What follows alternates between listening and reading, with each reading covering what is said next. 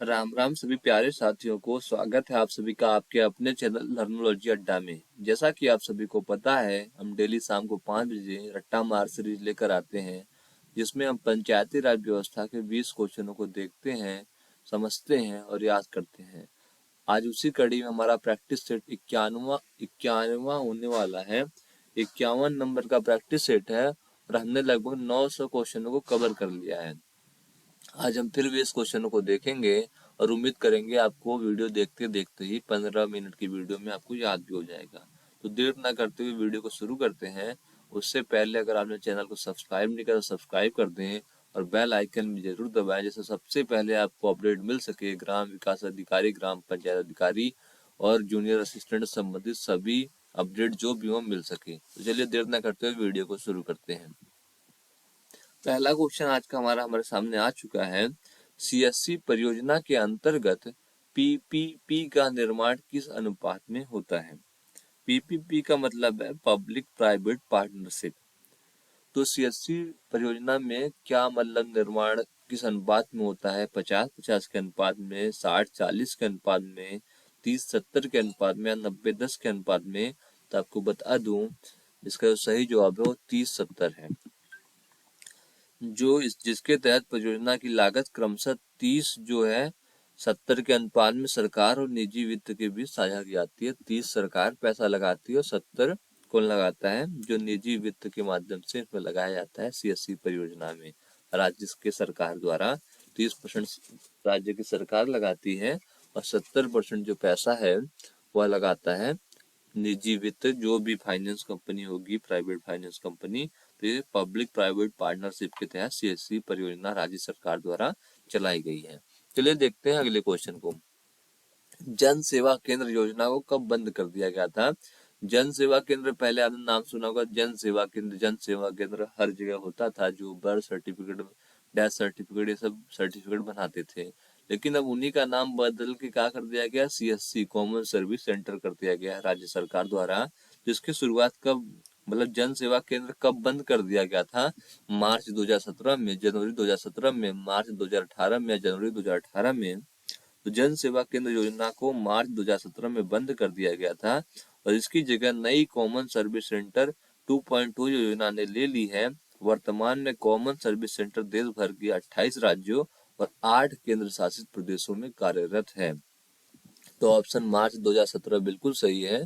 जन सेवा केंद्रों को बंद कर सीएससी 2.0 योजना चलाई गई थी। चलिए देखते हैं अगले क्वेश्चन को। अगला क्वेश्चन है हमारे सामने, कॉमन सर्विस सेंटर सीएससी पर कितनी सेवाएं उपलब्ध होती हैं? 100, 200, 250 या 300 से अधिक? तो आपको बता दूं, कॉमन सर्विस सेंटर पर 300 से अधिक सेवाएं उपलब्ध हैं, जो ग्रामीण क्षेत्र को डिजिटल सेवाएं प्रदान करने के साथ साथ समाज के कमजोर वर्गों के सशक्तिकरण में भी मदद करता है। कितनी सेवाएं उपलब्ध हैं सीएससी सेंटरों पे? तो आपका जवाब होगा 300 से अधिक सर्विसेज वहां पर दी जाती हैं, सुविधाएं वहां पर दी जाती हैं। चलिए देखते हैं अगले क्वेश्चन को। अगला क्वेश्चन है हमारे सामने, कॉमन सर्विस सेंटर लाभदायक रहे हैं, किस चीज में लाभदायक रहे हैं? महिला अधिकारिता को बढ़ावा देने में, समावेशी दृष्टिकोण के रूप में, रोजगार सृजन में या इन सभी में? तो आपने आइडिया लगा ही लिया होगा कि ये जो ऊपर के तीनों कार्य हैं, इनमें सीएससी सेंटर मदद कर ही रहा है। तो कॉमन सर्विस सेंटर ने महिला अधिकारिता को बढ़ावा दिया है। दिसंबर 2017 तक 46,000 से अधिक महिला वीएलई जन सेवा केंद्र का संचालन कर रही हैं। मतलब 46,000 महिलाओं ने, महिलाओं के नाम पर लाइसेंस का आवंटन किया गया है। 46,000, मतलब समझिए आप कितना बढ़ावा दिया गया है महिला सशक्तिकरण को सीएससी के माध्यम से।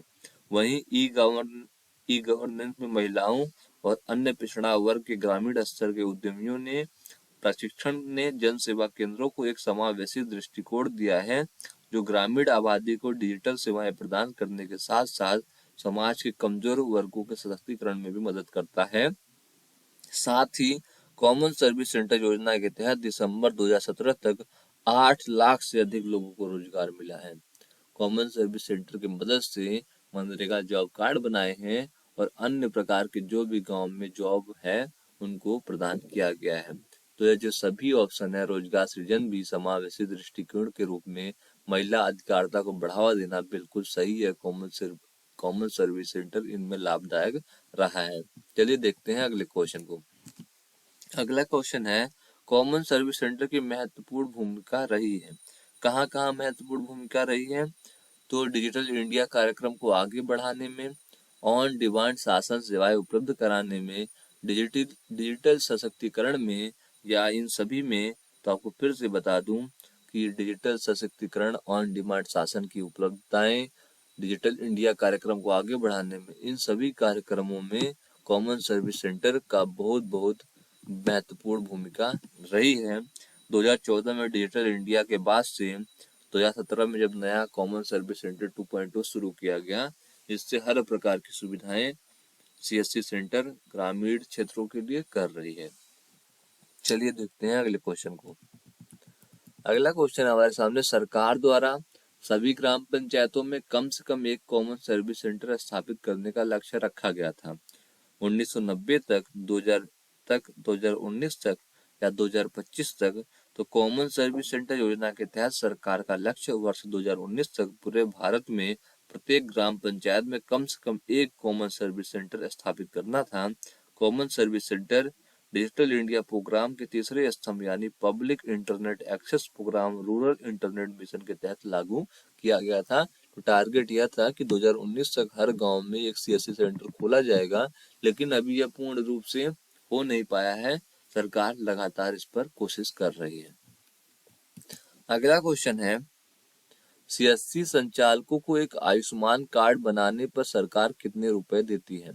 जो आयुष्मान योजना है, 5 लाख रुपए तक का जो बीमा सरकार करती है, सरकारी अस्पतालों में दवाई और भर्ती पर पैसा देती है, वह अगर एक संचालक जो सीएससी खोल के बैठा है, अगर वो एक कार्ड बनाता है, सरकार उनको कितना रुपया देती है? 30 रुपया, 50 रुपया या 80 रुपया, 100 रुपया। तो जो एक आयुष्मान कार्ड बनाता है सीएससी सेंटर वाला, तो उसे 30 रुपए दिए जाते हैं। इस प्रकार से सरकार की सभी योजनाओं पर उसे कुछ ना कुछ फीस दिए जाते हैं बनाने पर कार्डों को। ठीक है, चलिए देखते हैं अगले क्वेश्चन को। ग्राम पंचायत विकास योजना जीपीडीपी हमारी योजना हमारा विकास कब लागू किया गया था? वर्ष 2015 में, 2015-16 में, वर्ष 2016-17 में, 2017-18 में या 2018-19 में? तो ग्राम पंचायतों के समग्र एवं समेकित विकास हेतु ग्राम पंचायत विकास योजना जीपीडीपी हमारी योजना हमारा विकास की प्रक्रिया प्रदेश के सभी ग्राम पंचायतों में वर्ष 2015-16 में लागू किया गया था। ग्राम पंचायतों की विकास योजना का उद्देश्य ग्राम पंचायतों को सामाजिक, आर्थिक एवं व्यक्तिगत विकास की दिशा में प्रगतिशील करना एवं समुदाय को निर्णय लेने में सक्षम बनाना है। तो ऑप्शन 2015-16 बिल्कुल सही है। 2015-16 में ग्राम पंचायत विकास योजना जीपीडीपी की शुरुआत की गई थी। चलिए देखते हैं अगले क्वेश्चन को।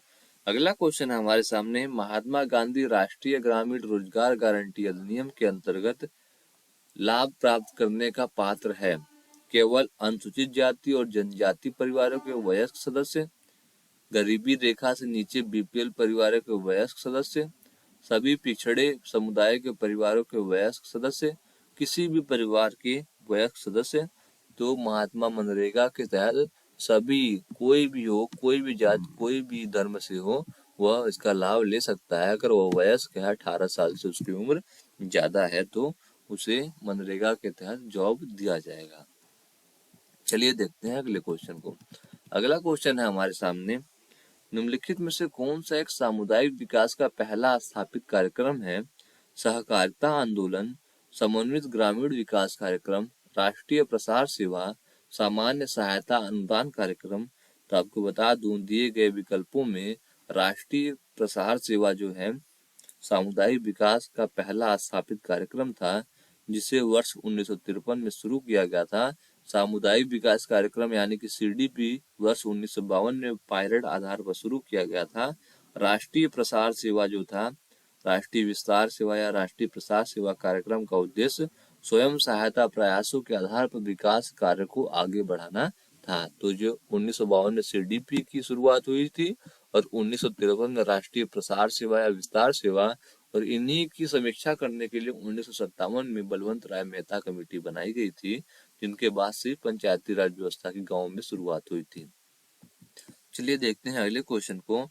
उत्तर प्रदेश में SC ST के कल्याण हेतु सामाजिक कल्याण विभाग की स्थापना कब हुई? 1955 में, 1956 में, 1957 में या 1958 में?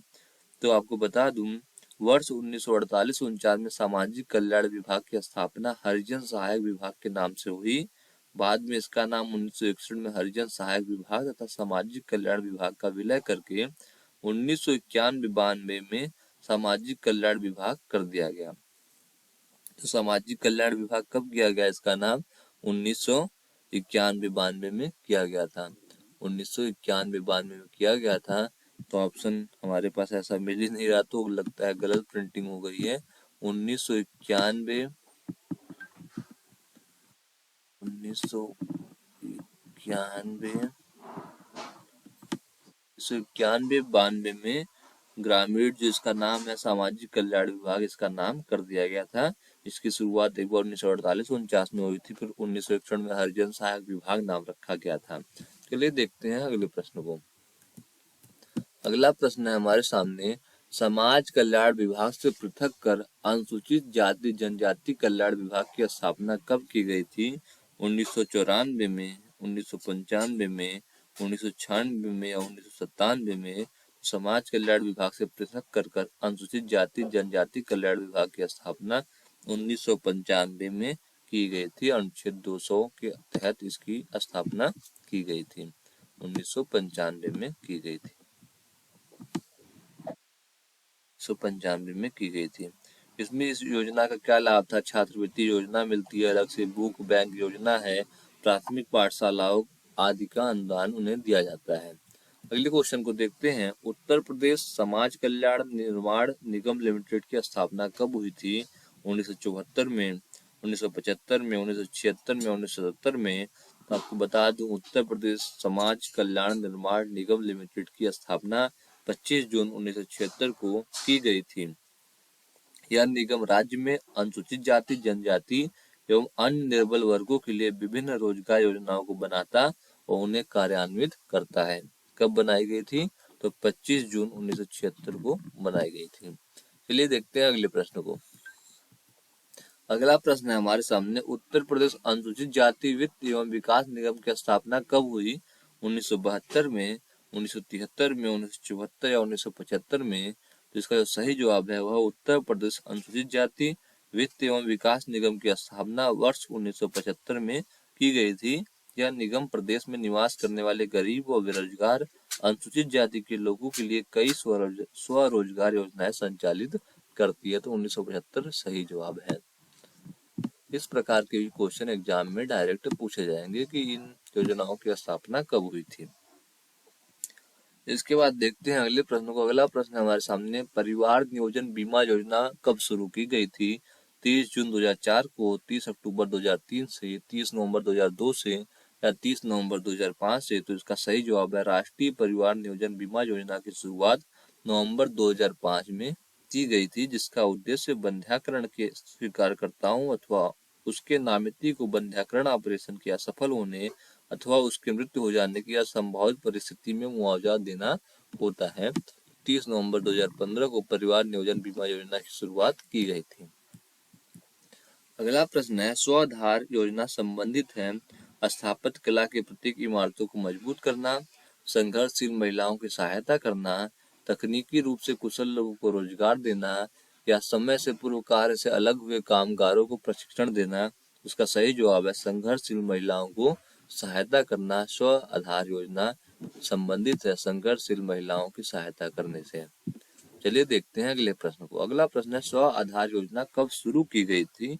2001-2 में, 2002-3 में, 2003-4 में या 2004-5 में? तो स्व आधार योजना की शुरुआत वर्ष 2001-2 में हुई थी और यह योजना आश्रम, भोजन, वस्त्र और पुनर्वास की प्राथमिक आवश्यकताओं का प्रावधान करती है। किस किस चीज की प्रावधान करती है? तो भोजन की, वस्त्र की, पुनर्वास की योजनाओं को पूरा करती है। चलिए देखते हैं अगले प्रश्न को। अगला प्रश्न है, राष्ट्रीय ग्रामीण स्वास्थ्य मिशन शुरू हुआ 15 अगस्त 2002 को, 31 मार्च 2003 को, 18 जून 2004 को या 12 अप्रैल 2005 को। तो राष्ट्रीय ग्रामीण स्वास्थ्य मिशन की जो शुरुआत हुई थी वह हुई थी 12 अप्रैल 2005 को। इसकी स्थापना, इसको शुरू किया गया था। देखते हैं अगले प्रश्न को। अगला प्रश्न है, आश्रय बीमा योजना की शुरुआत कब हुई थी? अक्टूबर 1999 में, अक्टूबर 2000 में, अक्टूबर 2001 में या अक्टूबर 2002 में? तो आश्रय बीमा योजना की शुरुआत अक्टूबर 2001 में की गई थी। अक्टूबर 2001 में की गई थी। चलिए देखते हैं आज के आखिरी प्रश्न को, फिर हम 20 क्वेश्चनों को कल के 5 बजे की वीडियो में देखेंगे।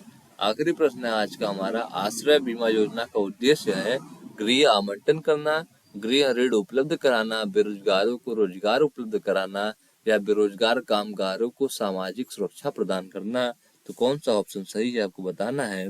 तो आश्रय बीमा योजना का उद्देश्य बेरोजगार कामगारों को सामाजिक सुरक्षा प्रदान करना था। इस योजना की शुरुआत अक्टूबर 2001 में की गई थी, जैसा कि आपने पिछले क्वेश्चन में देखा था। आपने यहाँ तक वीडियो देखा, उम्मीद है कि आपको वीडियो अच्छी लगी हो। वीडियो अच्छी लगे तो लाइक करना, कुछ पूछना या बताना हो तो कमेंट करके पूछ और बता सकते हैं। तब तक के लिए धन्यवाद दोस्तों, जय हिंद।